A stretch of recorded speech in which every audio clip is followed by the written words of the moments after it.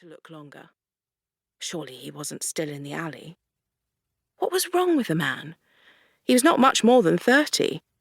Had he been more than just knocked off balance? Was he injured? West was up ahead, seizing a break in the traffic to cross back to the other side again. 3 hansoms came past, almost nose to tail. A cart and 4 clattered in the opposite direction. Pitt fumed on the edge of the curb.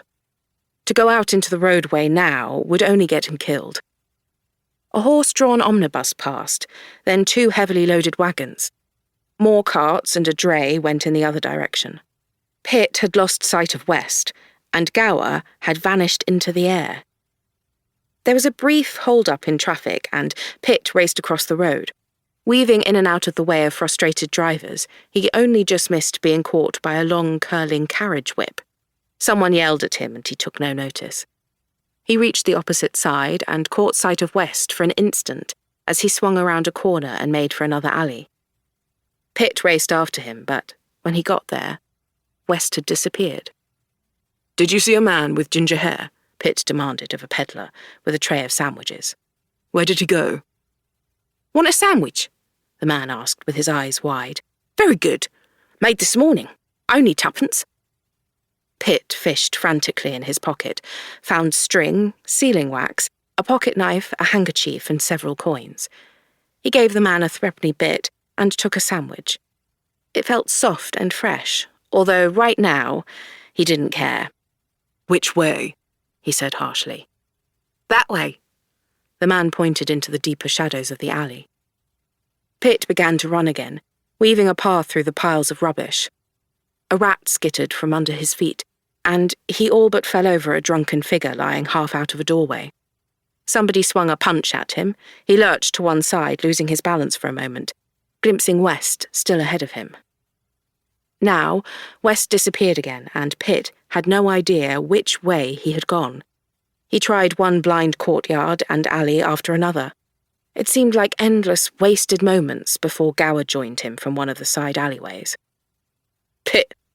Gower clutched at his arm. "This way! Quickly!" His fingers dug deep into Pitt's flesh, making him gasp with the sudden pain. Together, they ran forward, Pitt along the broken pavement beside the dark walls, Gower in the gutter, his boots sending up a spray of filthy water. Pace for pace, they went around the corner into the open entrance to a brickyard and saw a man crouching over something on the ground. Gower let out a cry of fury and darted forward, half crossing in front of Pitt and tripping him up in his eagerness. They both fell heavily.